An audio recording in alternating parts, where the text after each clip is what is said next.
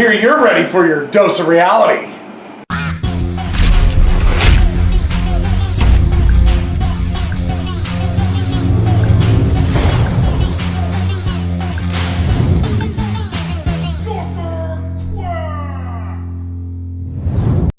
What's up, everybody? Welcome back to the Dr. Quack podcast. This is my end of the month review.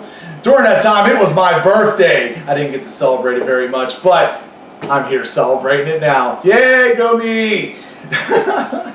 So I want to get into the skinny of this because this is going to be a big show here. We've got a lot of things going on. You're going to see a lot of cuts from things going on local in Hanover, Pennsylvania, and you're also going to see my interview, Worldly Report there with Mr. DC Vandament. But first, let me get to the world of professional wrestling. So this month we had the Extreme Rules pay-per-view, and let me tell you, I love that pay-per-view, and I'm going to tell you why. This is a lot of the notes I'm getting ready to hit on it. First thing was, this was pre-show. This was actually shocking to me that Shinsuke Nakamura won the Intercontinental title against Finn Balor. And to me, I was very impressed with that, very shocked with that, because most importantly, a lot of people thought that they were ending his run. They were no longer going to, go out there and allow him to compete for anything. And then you see him win the Intercontinental title. And that brings a lot of prestige with the belt. I'm glad to see he's holding it. I'm very proud. That match was actually very good. Should have belonged on the main pay-per-view itself. But, it's still a great match. I was very impressed with that. Also, a lot of big talk about in this pay-per-view was Undertaker and Roman Reigns against Shane McMahon and Drew McIntyre. That match right there, a lot of people gave Undertaker a lot of grief. They gave him a lot of flack for his bad performance with Goldberg during their match in Saudi Arabia. And I was very impressed to see how much he could really go, which I knew he could. I mean, I said it in previous podcasts for him and Goldberg. This was not Undertaker's fault. This was just simply poor conditioning by Goldberg, in my opinion. And you seen he got himself ready, and it looked star-studding. It really did. It was a lot of people called it a 5 out of 5 star match. I will say it's pretty close. I don't ever say anything's a 5-star match. I know people love to throw that out there. Dave Meltzer and everybody else loves to throw that out there. I do not. But I will say it was damn good and it was worth watching. Also, you had Aleister Black taking on Cesaro. That one there. I mean, it was his debut match, and it really looked like, towards that match, Cesaro was not going to put him over, but he did, and I was very impressed with that. I believe that Black is going to come out there, and he is going to be a future star in the WWE. I mean, of course, he's looked good in the NXT days, but I do feel that he really surpassed what a lot of people, thought he could do, and that match really showed it.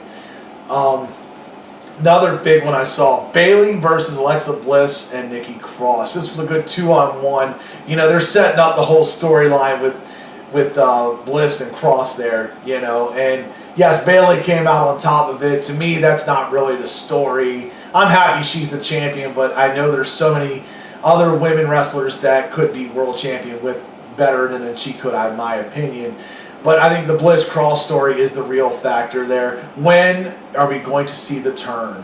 When are we going to see Nikki Cross and Alexa Bliss start fighting? They're the best of friends now. You even seen her in episodes give her a cup of coffee, the Alexa Bliss cup of coffee, and yet, they're still friends to this moment, so we'll see what happens there. AJ Styles, Ricochet. Now, that match might have been match of the night. That really might have been match of the night. Ricochet, if you have not seen him, I suggest you do. He is definitely one of the top up-and-comers in this business. I mean, he looked really good with AJ Styles, who's, always the consummate performer. AJ Styles, of course, winning the United States title. But it was one hell of a match, really good. Like I said, this whole pay-per-view, in my opinion, was really well done. You had the main event, which I really loved, too. The Extreme Rules mixed tag. You had Seth Rollins and Becky Lynch against Lacey Evans and Baron Corbin. When you talk an Extreme Rule match, of course me. Now look, I'm 39 years old, right? Happy birthday, right? Yeah, 39 years old, and I'm used to the ECW days of barbed wire tables, flaming tables, thumbtacks, glass, everything else that was used back in ECW's days. This match did not come to that extreme level. However, the use of the kendo sticks was really good. And females getting extreme as well. It's something that you did not see back in the 90s. You really see that now, it's starting to get better. The women's revolution really taking off. Seth Rollins and Becky Lynch, they ended up winning this match. But my favorite part of this show, and I know a lot of people are not really happy with this, but I was. Brock Lesnar, Mr. Money in the Bank, comes out and cashes in, and he took out Seth Rollins. And it didn't take much. He didn't need to. He just came out there, gave him a German suplex, gave him an F5, called it a day. But Brock Lesnar, this is my thing on Brock Lesnar. A lot of people go, why is he champion? Why is he the guy? Why do they got to keep the belt on him for months and months and months and months? I'm going to explain this to you, okay? Because I know I got, some smart people in the wrestling business that watch this, and smart fans that watch this, that still go, why is he champion? Well, look at it this way. In the 80s, right, Hulk Hogan was champion 90% of the time. He was either in the main event fighting for the title, or he was champion. 90% of the time he was champion, right? Why was that? Because everybody believed in Hulkamania. They were saying their prayers, taking their vitamins, and all that. And yet, people loved him. They watched his movies. They bought his merchandise. They believed in him. That's why anytime you ask anybody in the 80s who ever wrestled Hulk Hogan in a main event match, and they will tell you it was an excellent payday for them. You talk to any of the legends, they will tell you anytime you wrestled Hulk Hogan, it was an excellent payday. That's what matters then. And that is why you see Brock Lesnar now. In the 90s, you had Stone Cold and The Rock. In the 2000s, you had John Cena, right? In all them time frames, these guys were marketable. These guys were the guys that were putting butts in the seats, which, everybody's like, God, I can't stand him. Because Brock Lesnar, yes, I am not going to lie here and sit here and tell you he's a full-time worker. And thankfully, I'm happy for that. I'm happy that he is a part-time worker, that he comes out there and he only shows up most time on main events and occasionally on Raw to cut a promo. Thank you, Paul Heyman. Yes, they realize that Brock Lesnar does not have a strong promo set, but Paul Heyman does, so they put them two together. His promo set, Brock Lesnar's believability, because he is a UFC champion. He was. He was a collegiate national wrestling champion. WWE, WWF champion. Back in the days. He is actually one of the few guys in this business that is what we like to call, also with Hulk Hogan, a household name. The household name, folks. I could go to any person that's not even watching wrestling and go, do you know who Brock Lesnar is? And they'll tell you, yeah, he's that UFC guy, or he's that pro wrestler. They will tell you. The only other guy, in my opinion, that is close enough to that status, and believe me, he's not there, but he is getting there, and that's Roman Reigns. Roman Reigns is close enough to where he is starting to become a household name. Believe me, the whole leukemia story, that, yes, inadvertently, but it helped his career. It really did. It made people pay more attention to him. It made people want to watch him and cheer for him and root for him. This is why you see a lot of times Reigns getting his push. This is why a lot of times you see Lesnar getting his push. Yes, there's a lot of talent in the world of professional wrestling, but the number one thing that always matters, are you putting butts in the seats? Are you making the company money?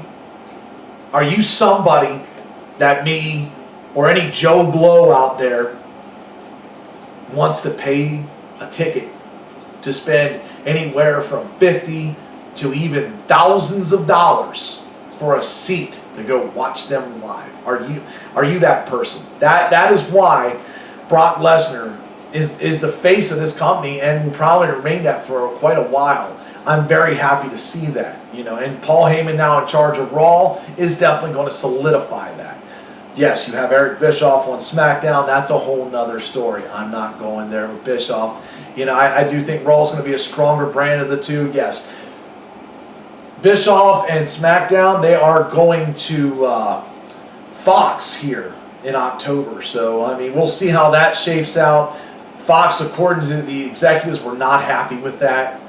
But we'll see what happens there. I want to move down here a little bit because a week later after this, a week and a day, this past Monday, we had the Raw reunion show. And let me tell you, that was, for me, it was nostalgic. It was really great because I got to see a lot of the legends here, some of the good stuff here. You had John Cena kick off the show. John Cena, who was not scheduled for this show, for a Raw reunion show, came out. He came out there and he, did a good promo. He had it out there with the Usos. He even, went a little bit throwback there and cut a nice promo on Jimmy and Jay about their mug shots. That there to me was grade A. Because, that was a great opener. If you're not going to have a match for an opener that's 5-star, you need the promo that's going to be a 5-star. And that's what helps set the show's pace, in my opinion. Another thing, like I said, legends galore on this show. You had everybody from Torrie Wilson to Booker T to Stone Cold Steve Austin. You had DX out there, even X-Pac making an appearance. The NWO out there, Hall and Nash. You had a lot of huge names. Even Santino Marella, with her, all that, yeah. Yeah, it's good to see them all back. It was great, Even Gerald Briscoe and Pat Patterson making an appearance. A lot of these guys, this is what the show was about. It was about bringing back a lot of the legends, which, made a lot of people happy. It really did. That brings me to my third point. This is why I loved some of these legends being there. Because the best title in the business, the best championship we have, the one that matters anymore to the fans, it's not the world title. It's not the Intercontinental title. It's the 24/7 championship because that has attracted ratings all over. R-Truth, thank you, sir, for saving the wrestling business. I will just tell you that. Believe me, a lot of people love the whole scenario where he has won and lost that title so many times in so many different forms. He lost it on an airplane. Who loses a title on an airplane? That's just mind-blowing to me. But, of course, on this show, he dropped it to, Maverick there. And then, a little later on, Maverick got scared by one of my all-time favorites, the Boogeyman. He said, I'm going to get you, and has his worms coming out of his mouth. If you've never seen him, I'll tell you, look him up. He was definitely a character. Scared him to death, and Pat Patterson decided to cover him for 1, 2, 3 and won the 24/7 title. And it went on, it went to Briscoe.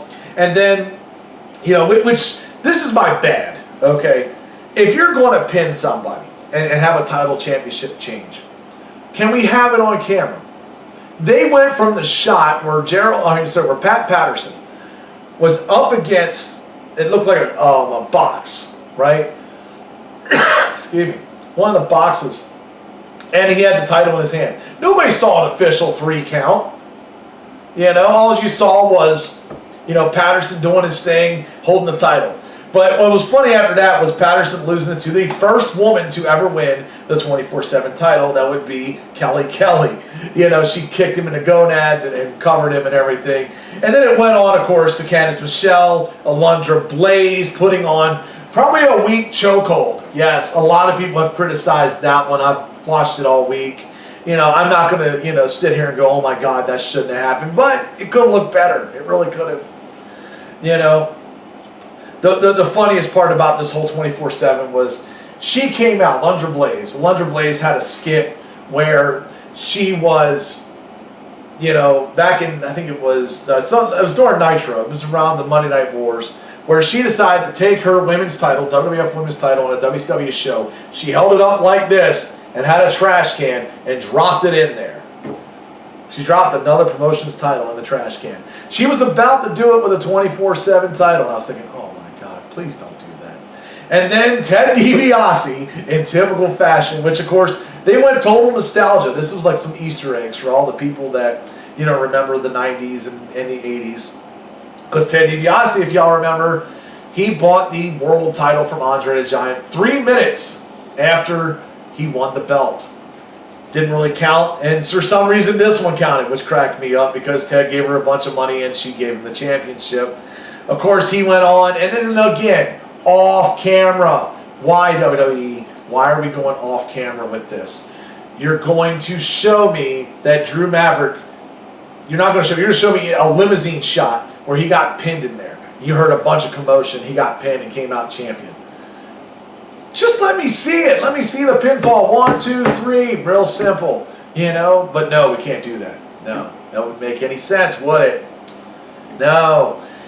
And of course, R-Truth comes back and pins him again and leaves away in a limousine, which I love, because R-Truth, I'm telling you, is carrying that title and almost carrying the whole WWE by his backside. There's some other guys there too, but I'm telling you, he has definitely stepped up the WWE as far as attendance and as far as recognition on social media.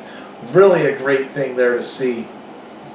Another thing I loved about Raw, the Raw reunion, Bray Wyatt. You know, I'm sure people have been following this. The Bray Wyatt Funhouse. You know, those skits. I tell you, I love them. They're hilarious. But now he's got the mask, the Fiend, and he's got it on there. And now he went out there. And Mick Foley was cutting a promo. And this is perfect because if you have hardcore legend Hall of Famer getting attacked by the Fiend Bray Wyatt, getting put in the mandible claw, Mick Foley's move. You know, it was great to watch. That was some of my favorite parts there. Also, you know, the beer bash at the end. The beer bash was great. You seen all that. You saw Mark Henry out there. God, you know, I miss big guys like that wrestling in the ring because this guy was powerful and always destructive. I know he's retired now, but God, that was one of my favorites to watch. But, you know, you see that. Stone Cold's got his new beer out there, Broken Skull IPA. I want to personally try it. And I'm asking anybody that's watching this, if you can, put in the comment section on this video, let me know if you've tried it and what do you think of it. Because I'm curious myself. I actually want to go get one just to try it out. You know, I believe that was one of the funnest segments on there as well. You know, you had a lot of guys even ever drinking beer, and it was just great seeing, you know, roughly about 40 legends it was in there. There was so many of them. You know, and then, you know, we had Seth Rollins. Seth Rollins came out on Miz TV, you know, which I thought was pretty cool. You know, he come out, because you don't get to see too much of Seth Rollins' promo side. You get to see his work side. A lot of people love his work side. And people go, can he cut really a good promo? And to his credit, he did a good job. You know, he had a great match out there with AJ Styles afterwards. You know, set that up. He ran off Heyman, you know, during that segment, which is setting up their match for SummerSlam, him and Lesnar.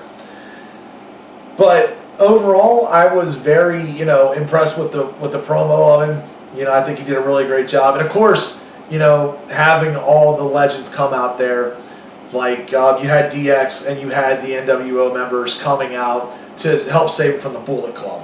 You know, now here's my bad. This is some things that really kind of got me as far as that show.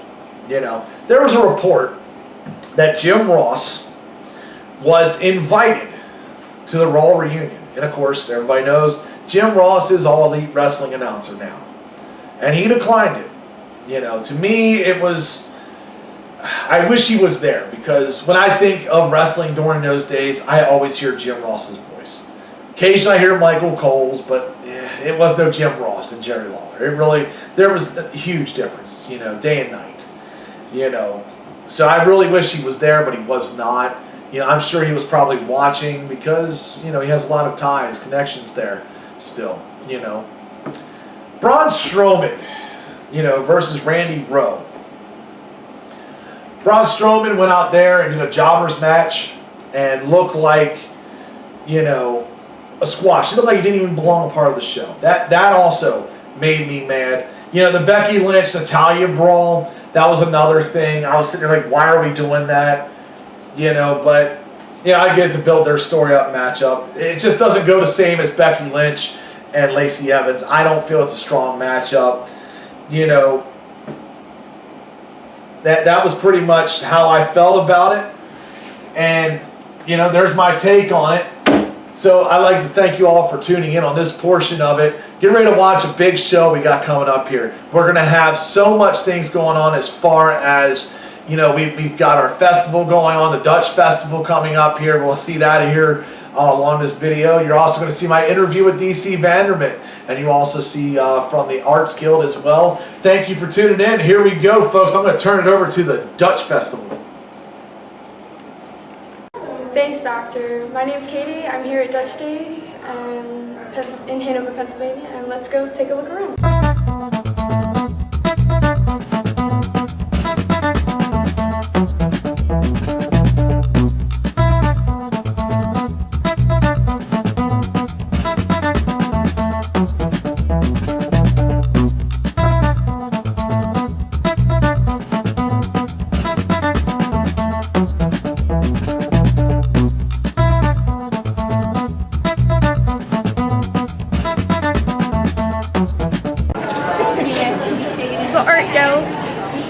Gallery.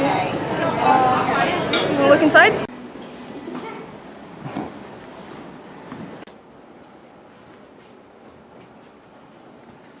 That's really cool.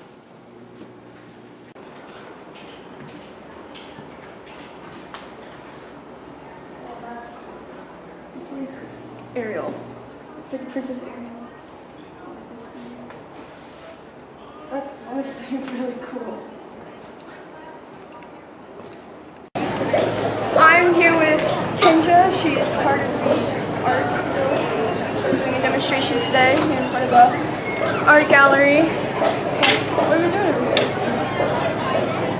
Well, it is not done yet, but I love Hanover, Pennsylvania. I don't know about you guys, but I do. Definitely.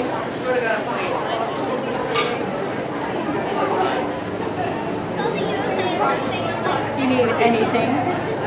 You need any information, you can, if you're here, stop by, see you. License plates. Workhouse. How long have you been painting? I have around like, let's say 7 to 8 years. Yes. All this is very talent. I feel that way because one day to the next day I wake up and I just something like I never do this before. So, yeah. Is it a major passion of yours? Well, yeah, I feel that way. Yeah. Yeah. It's like picture, is it a drawing? It's a picture. That's cool.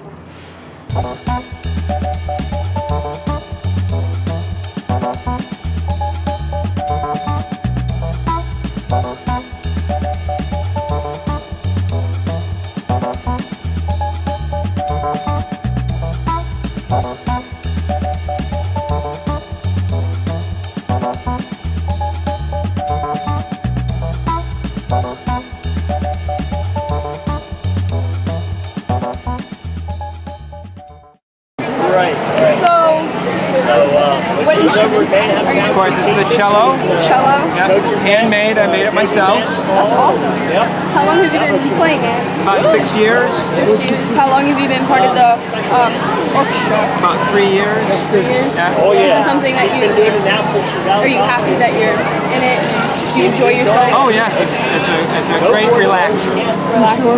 That's awesome. How long have you been playing music in general? Playing music, let's see, for 14 years. 14 years. That's awesome.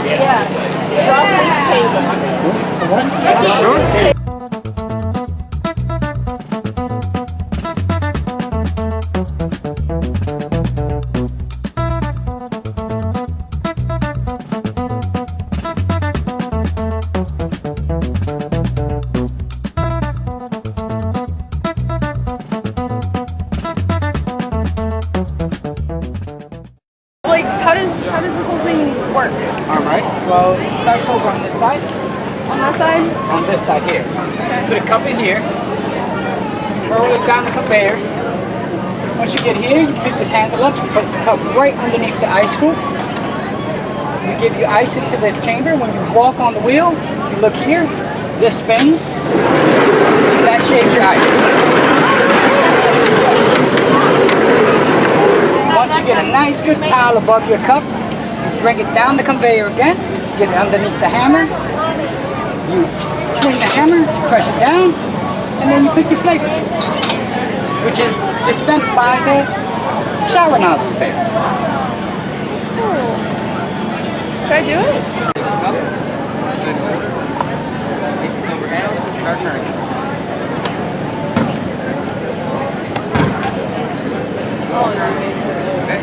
Black handle. All back.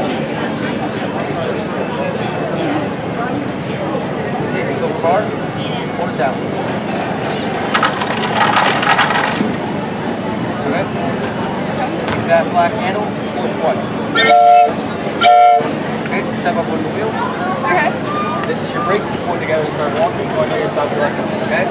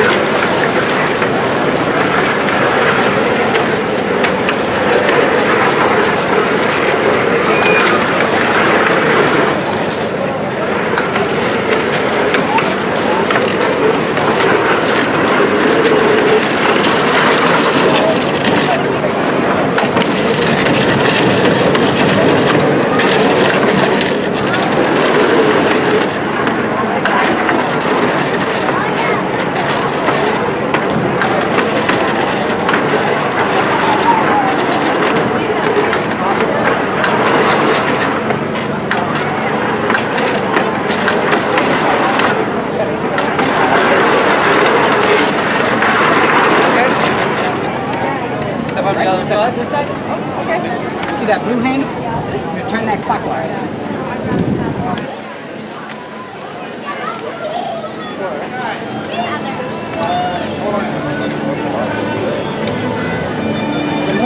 There. See that red handle? Yep. Flip that towards me real fast. All right. Back. Go. Do it one more time. All right.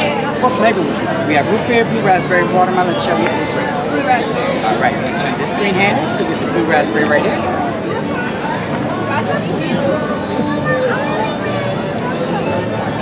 I'll hold that there. You're going to press and hold that blue button at the bottom. Yep. Right, turn that to the end. And enjoy. Thank you. You're welcome. It's awesome.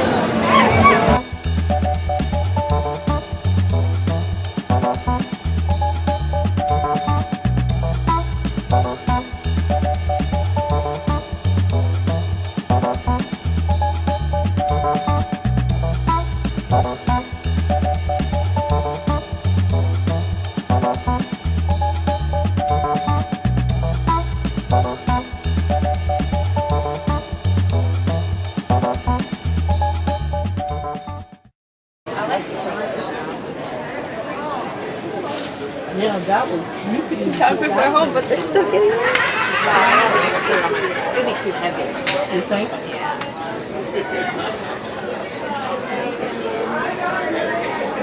It's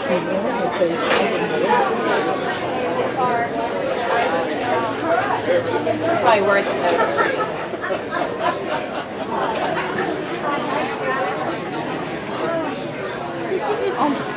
Thank you, blue baby. Hello.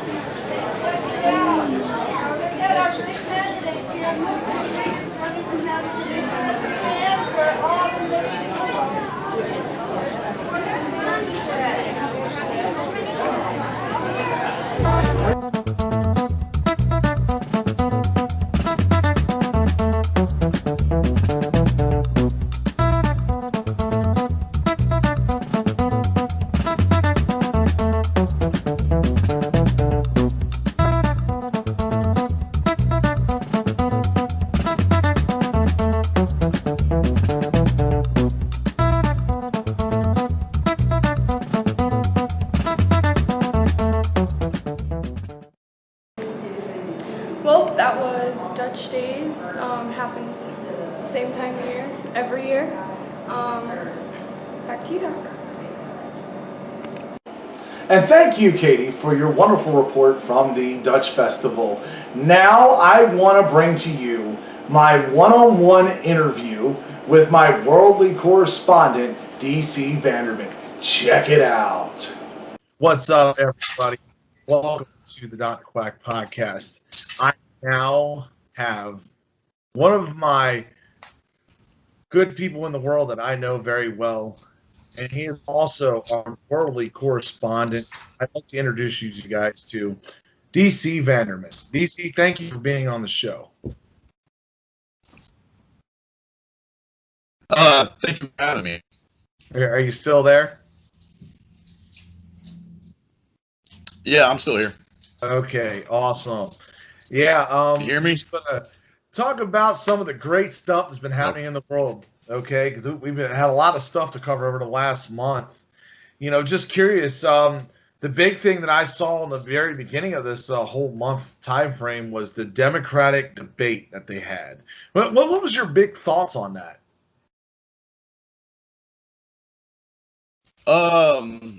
With the Democratic debate, I want to first start off by saying it seemed like there was a lot of pandering to the Democratic fan bases.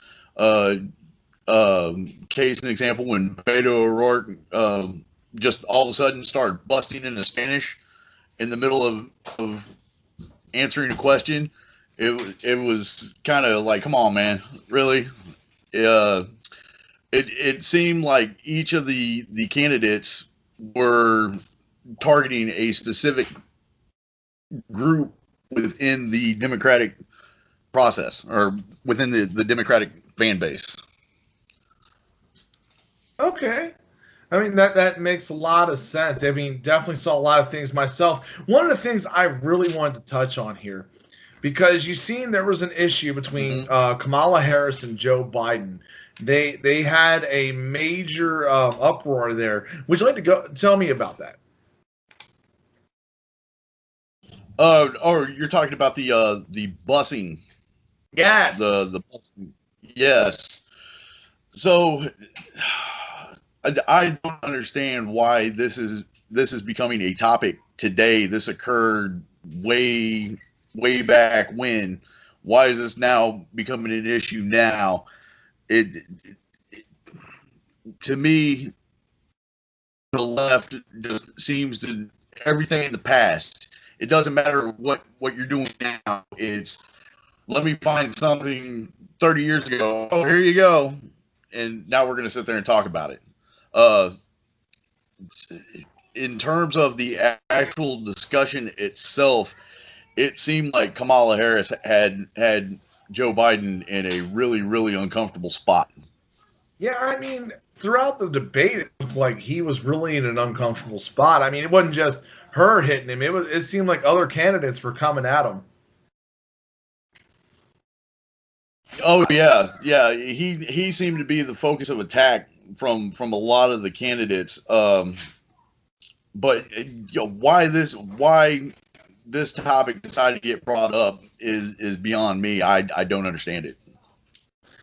I mean, I will say this much. It definitely, opened some people's eyes to it. It seemed like, I mean, there were actually people that were supporting Biden, but then when that came out, it seemed like it shifted a little bit. Right. Yeah. I haven't looked at the recent poll standings here as of late. I don't think it affected him all that bad. But it's trying to me, it looked like an attempt to sit there and try to paint him in a light that if you look at his track record, sits there and contradicts that. Right. I mean, that totally makes sense. And, the common thread I saw, maybe you saw this too. I noticed everybody was, for some reason, out of 30 candidates or so that were coming through, they were all going, trying to give stuff away for free. Did you notice that at all? Yeah. Yeah.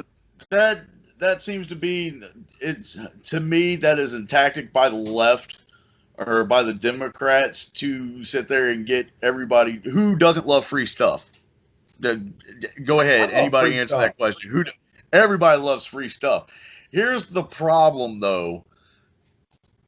In terms of the stuff that they were offering to give away, nothing is free. There is a cost somewhere that they're not telling you about that is going to be made.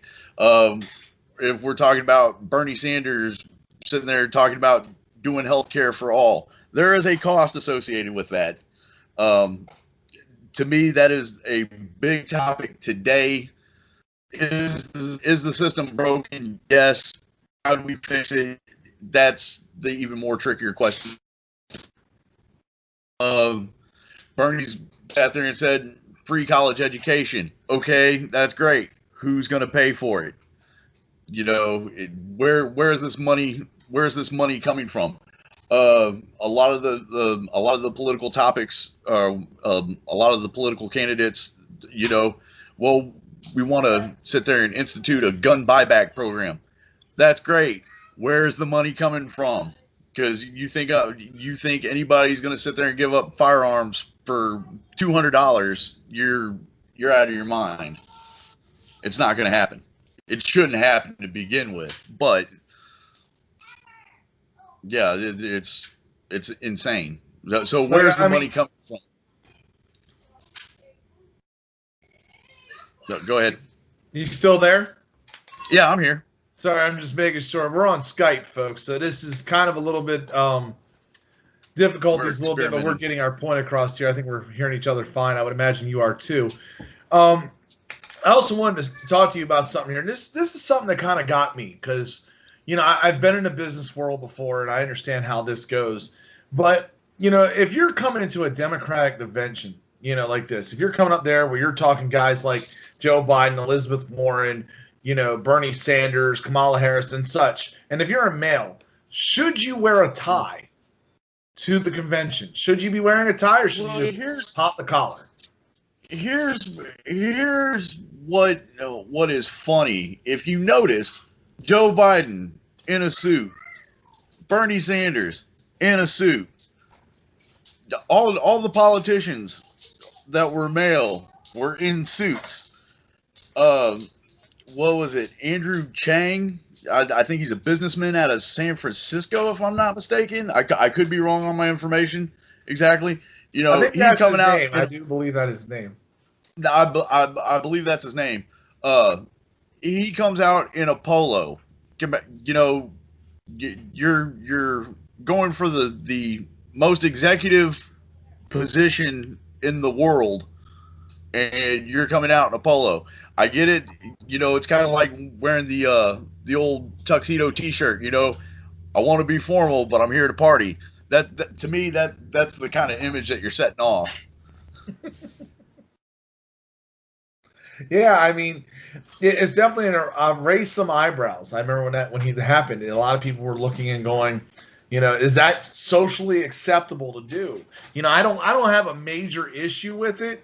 But, I mean, preferably, yeah, I would expect my politicians to have a tie on there. You know, a lot of them, you know, being Democratic, they wore blue. Republican wore red, you know. But they wore ties. That's what kind of shocked me. So, out of the Democratic debate here, who do you believe has the edge out of all the candidates? It's really hard to sit there and say. If I had to take a guess, I would sit and probably say Kamala Harris. She looked somewhat decent during the debates. Like I said, I haven't been able to look at the political standings in terms of where Joe Biden stands. But if I had to take a guess, I would sit there and say it would probably be those two. Okay. I know. At the time that we're recording this, what is it? The congressman from Florida, Swalwell, has dropped out of the race. Right. So now we're down to 29. And that's what I expect here. Probably within the next couple months, you're going to see a lot of candidates drop out. You know, because once November hits, you're going to have, you know, the Democratic and Republican primaries come up, so you're going to be down from probably 30 over there to whatever it'll be, probably 15 or less. You know, so who's your dark horse? Who outside that nobody's really talking about has a chance?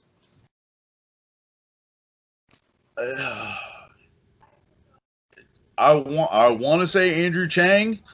The reason why is it seems like everybody's gunning towards him, but a lot of the things from what I've looked at in the research, a lot of he seems the most feasible. In my mind, with some of his plans, where he's not promising free anything. He's trying to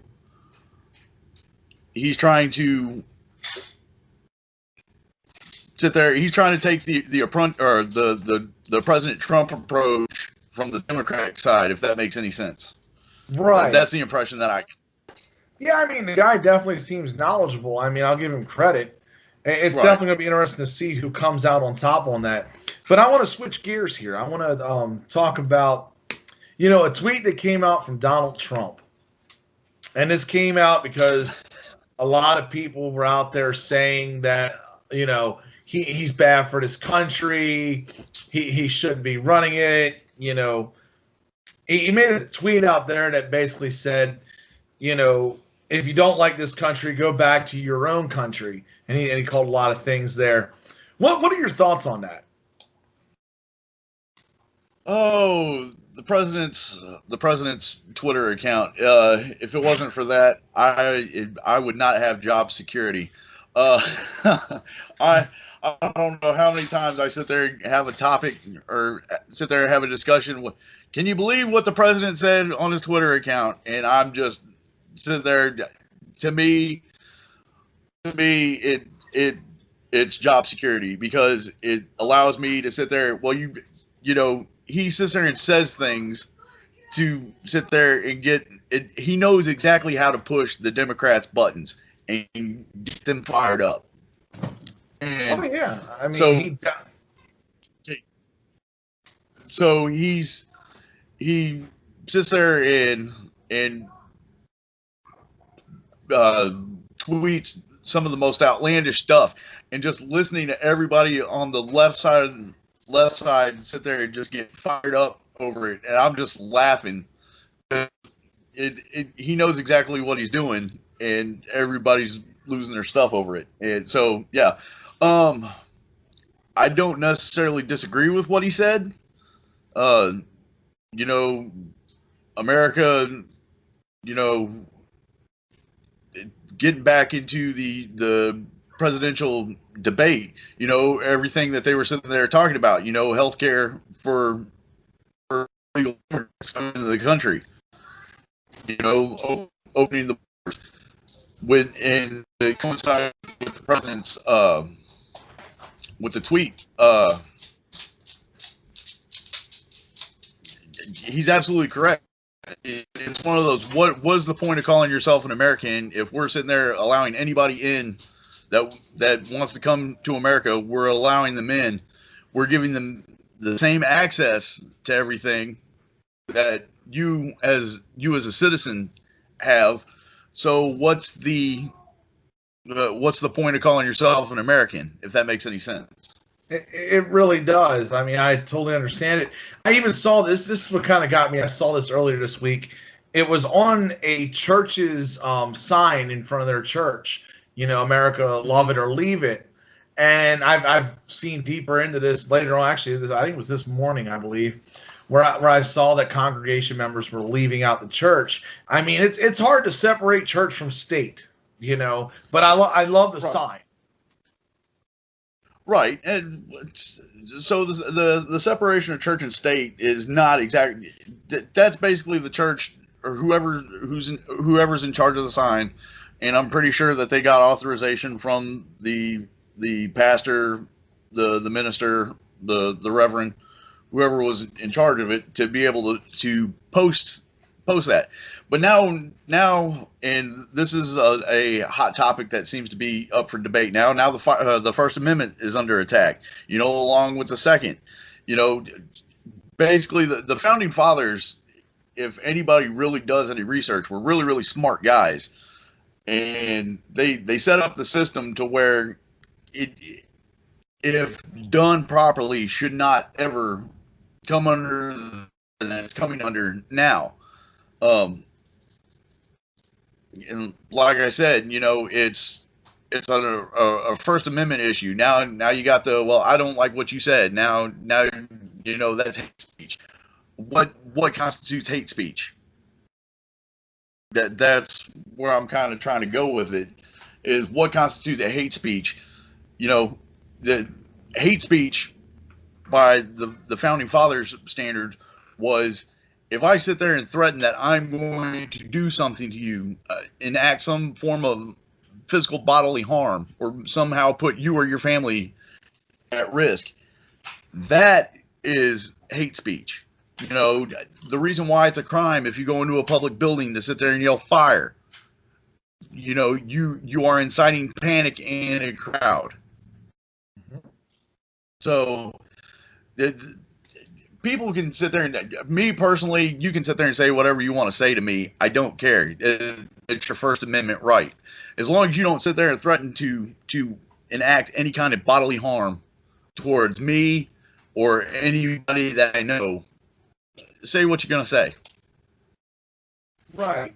And there was another thing that came up. I was watching this too. It was I think it was yesterday. Rashida Tlaib, she was on there talking about, how she's not going to stop until Donald Trump is impeached. I mean, it seems like a personal agenda against the president more than I'm trying to make sure that I'm fighting for the rights of the people. I mean, that's what it seems like to me. What are your thoughts? So you have your little leftist group where you have AOC, Rashida Tlaib, Ilhan Omar. To me, it's a double standard. I'm going to call it like it is. It's a double standard. The president can sit there and say this, and everybody grab the pitchfork and torches. We're going after him. But if the left, like Ilhan Omar, how many times has Congress sat there and wanted to pass a resolution, but they won't sit there and specifically say things, and yet, well, we're not going to sit there and raise that big to do about it. To me, it's a double standard. If we're going to play by the rules, let's make the rules go fair across the board for everybody, and not just one. Yeah, I mean, it makes a lot of sense there. I'd love to see, a fair, equal playing field, who people would actually vote for. But it doesn't seem like you're going to get that. But, I want to move on here now. Well, I want to move on to one of my favorite topics. Okay. I think you and I were talking about this all this week, kind of a little bit. Area 51. Social media has now blown up. This was supposed to be originally in a joke. But now people are saying, I'm in. I'm going to storm Area 51. Give me your take on that. Oh, my goodness. Okay. So, how familiar are you with Area 51?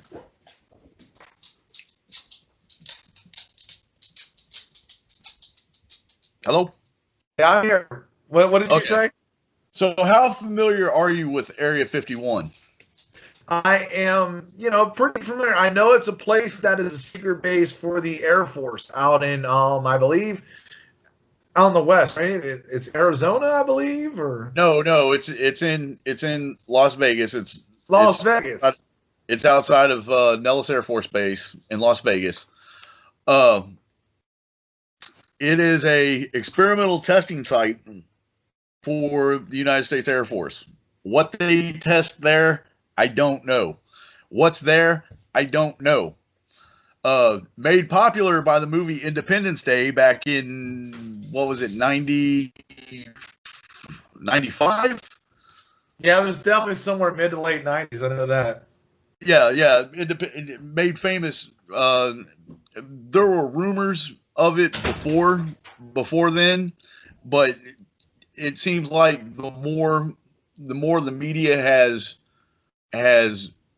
talked about it, the bigger and bigger it has become. just to give everybody a heads up, in case you don't know, that is considered a priority level 1 asset for the United States military. If you ever go to any of the facilities, you'll sit there and see a little sign that sits there and says, "Warning: This is U.S. government property. Deadly force is authorized." And with a priority level 1 asset, you best be willing to believe that they're willing to go that far if need be. Yeah, I mean, I saw a video back in I think it was 89, where a guy was doing a tourist, and he had, doing a attraction there, and drove across the line, did not realize it. I saw that where the guy got fined $650 for trespassing, federal trespassing. Yes. What is exact? They know you're coming before you can ever get there. I wouldn't be surprised, and I'm going to throw this out hypothetically, if they do happen to overrun the base and get inside. I would not honestly be surprised if they found absolutely nothing there, because, like I said, the media has blown so much hype into this area. The government's probably already moved anything that they've had there to somewhere else. Where that location is, I have no clue. I mean, it definitely seems like some interesting stuff. I mean, the Air Force even put out, the United States Air Force, but you would be a fool to go try to storm Area 51. Exactly. The weapons they have that can literally take out 600,000 people in an instant. I mean, supposedly it's up to about 3 million, I've heard, that are allegedly doing this. Last I checked on my numbers, it was 1.5 million. It may have grown since then. Yeah, I just had a discussion about this last night with my brother-in-law. We were kind of laughing, sitting there. If you think the United States government is not willing to defend this place has security clearances that are higher than top secret. And if you think that the military is not willing to sit there and defend that, you are sadly mistaken. And you can sit there and argue, well, it's just trespassing on government property. No, you don't understand. It's like trying to walk into the CIA and sit there and get access to the black vault inside the CIA. Somebody's going to stop you, and they're going to use force at some point. Maybe I started the next raid. I don't know. People are definitely strange, man. And speaking of strangeness, so yeah, we're on Area 51. But then you have the same thing that came out about the same week here. A lot of people were doing the old age app. A lot of people were taking, Snapchat filters and taking pictures right there, right? Of themselves, trying to be 20 years older. And it's hilarious because a lot of people are saying that this could actually lead to Russia gaining your information, and as well, it may also be identifying your kid from 20 years ago. It possibly could. Right.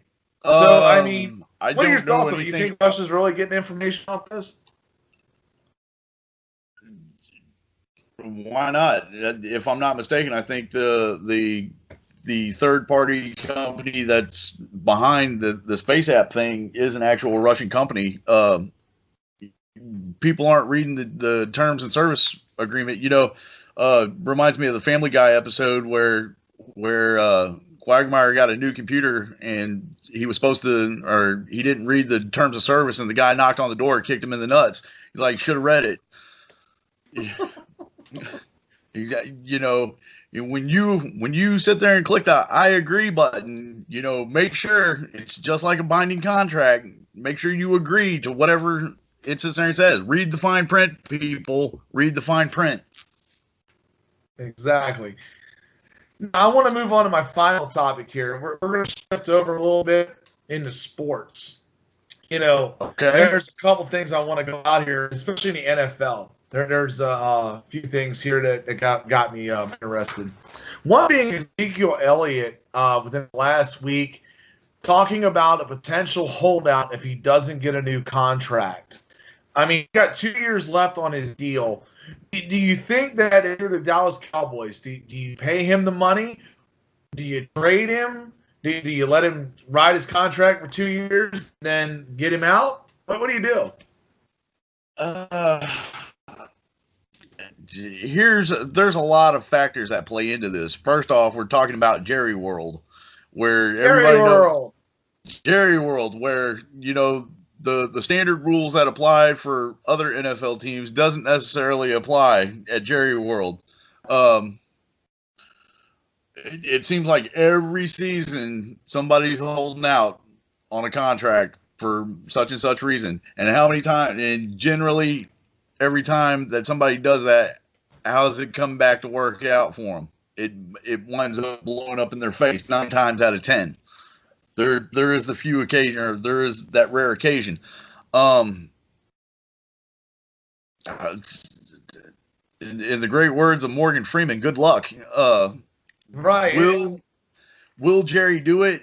I believe possibly so. He seems to sit there and stand behind Ezekiel Elliott and Dak Prescott, with them also getting Jason Witting back, tight end. I think he will sit there and be willing to work something out with him.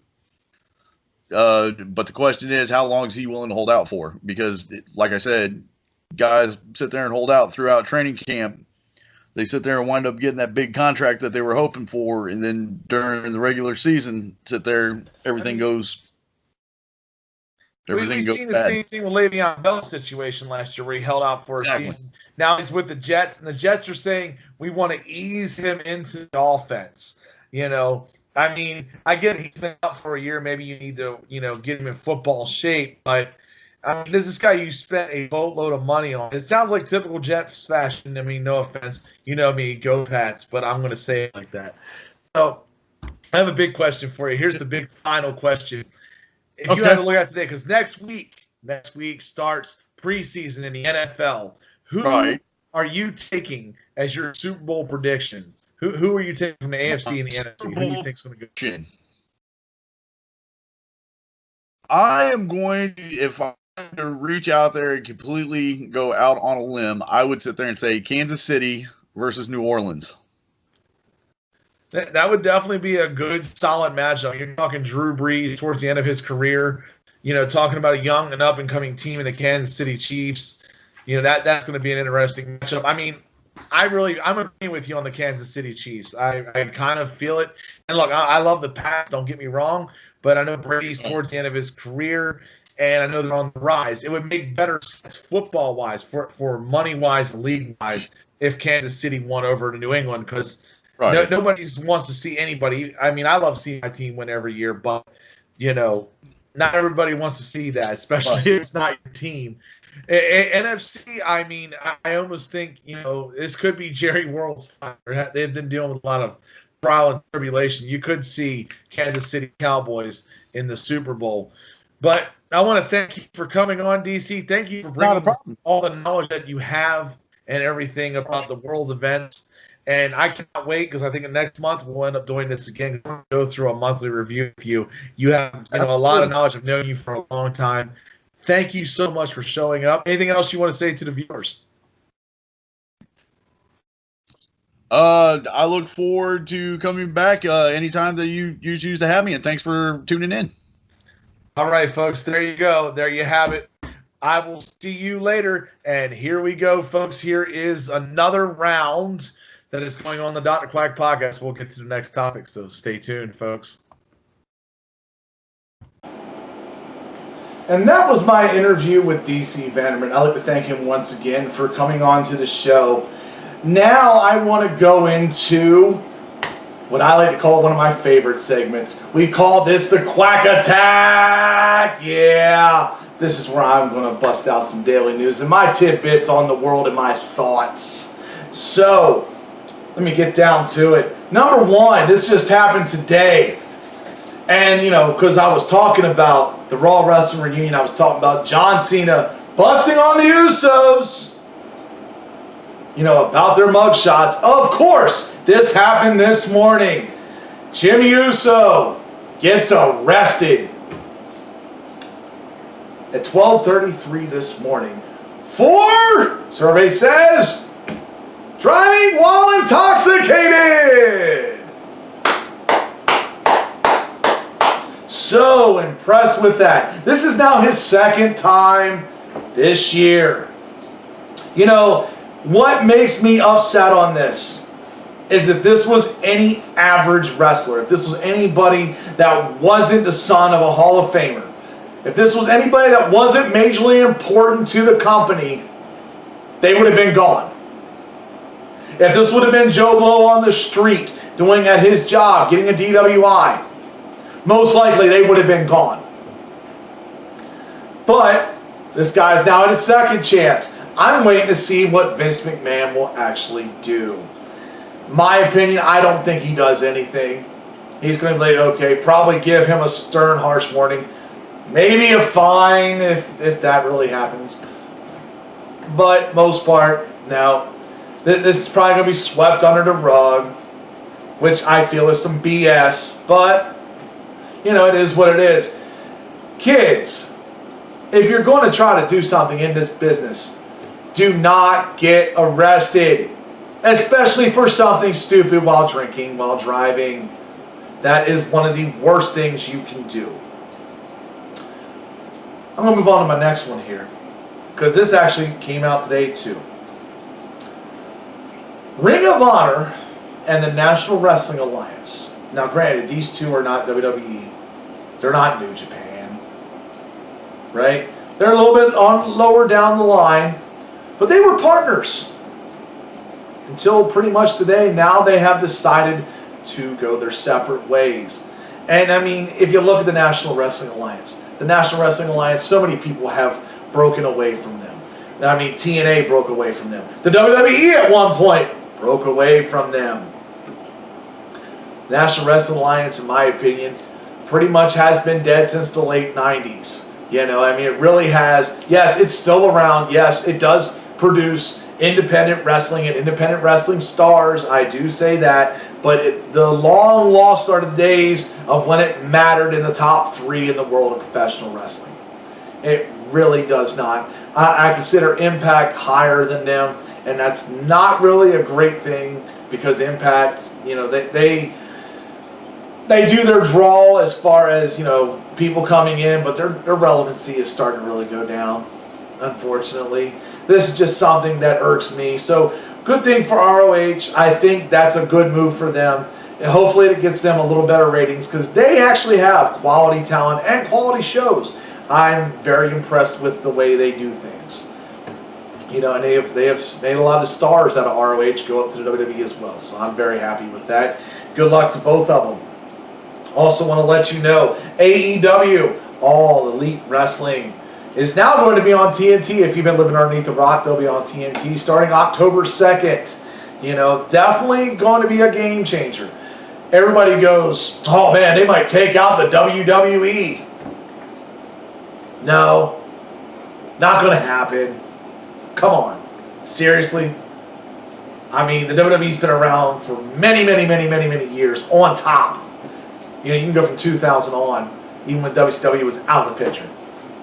And you're going to tell me that now Cody and Dustin Rhodes and Kenny Omega and Chris Jericho are going to take out the WWE. No, that's not going to happen. I'm glad to see they're on television, because this actually probably gives about 100 to 150 wrestlers a chance to actually make a living specifically at wrestling. Not just going there and having to go wrestle and then go work your shoot job. That's 90% of the independent promotions. You know, that's what really gets me with it. I got a little more tidbits here. And this is something here that when I talked to DC that we didn't talk about. But now we got another holdout. Melvin Gordon, talking about the NFL. Melvin Gordon of the San Diego Chargers wanting to hold out for money. There's a lot of holdouts here getting ready to happen. You know, a lot of guys are very upset because they're not getting big contracts. And let me tell you, when you've got contracts and you're 2 years still into it, you're not getting your money. You're not. You can demand a trade. They're not going to trade you, because guess what? The value, you know, it's not going to be. They're not going to get the same value that they would if you were 1 year. You know, if you were a free agent, you would get that money. Yes, you're just stuck in your contract. Play your contract out. Go be the man in San Diego, which you should, Melvin Gordon. You know, go out there for another year, prove to people that you are the man, and then go out in the free agency and go get your money. You know, that's my opinion on that. I get tired of hearing about these players that are making millions and millions of dollars and they want to go, let me hold out. Let me pull a Le'Veon Bell. I'm going to sit out the entire season and get traded to the Jets just to be sitting on the bench. They want to work him in. He is a star running back. He was for the Steelers. You're telling me for the Jets he's not a star running back? Seriously, folks? New York Jets, that's a whole nother topic, and they need a serious reevaluation from the neck up to the checkup, all the way up. I'm telling you. My final thing, I want to talk about some great stuff, though. We have got upcoming movies coming up this way, and they're coming up this whole fall, and there's some I can't wait to see. There's Three from Hell, which, if you don't know, is the sequel to The Devil's Rejects and A House of a Thousand Corpses. One of my favorite all-time horror movies. Sid Haig, of course, one of my favorites, and their Captain Spaulding, you know. That's going to be good. It Part 2 coming out. That is definitely something that everybody's been waiting for. Yes, I've heard some jeers and I've heard some cheers, you know, both sides. I'm going to go see it. I don't care what y'all do. But I would suggest, if you're any fan of the It movies, you should watch it. It's something that I suggest when it comes out here. I believe it's October. You should definitely go check it out. Star Wars, The Rise of Skywalker, excuse me. Yes, that is another one coming out here. You know, a lot of people love the Star Wars trilogies. I mean, this is definitely one more to it. And my final one here, this is TV. Tomorrow, Orange is the New Black, Season 7. I didn't think they were going to make it, but I'm kind of shocked. Yes, I know a lot of people will love it for various reasons.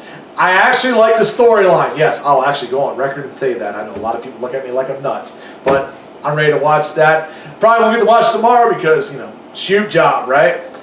You know, but I'll get to watch it sometime this week. And I just wanted to thank you all for tuning in. I want to thank everybody that has helped me out with this throughout the week. I want to thank Mr. Ben Summers and Kendra Summers. I want to thank Katy Bowlin for helping me out there. I want to thank everybody that has contributed. If I haven't mentioned your name, thank you so much for helping me. And make sure you like, subscribe, check out my channel. Look, I need views. I want people to share this. This is a great thing to watch, and I hope you show your friends. And I'm out.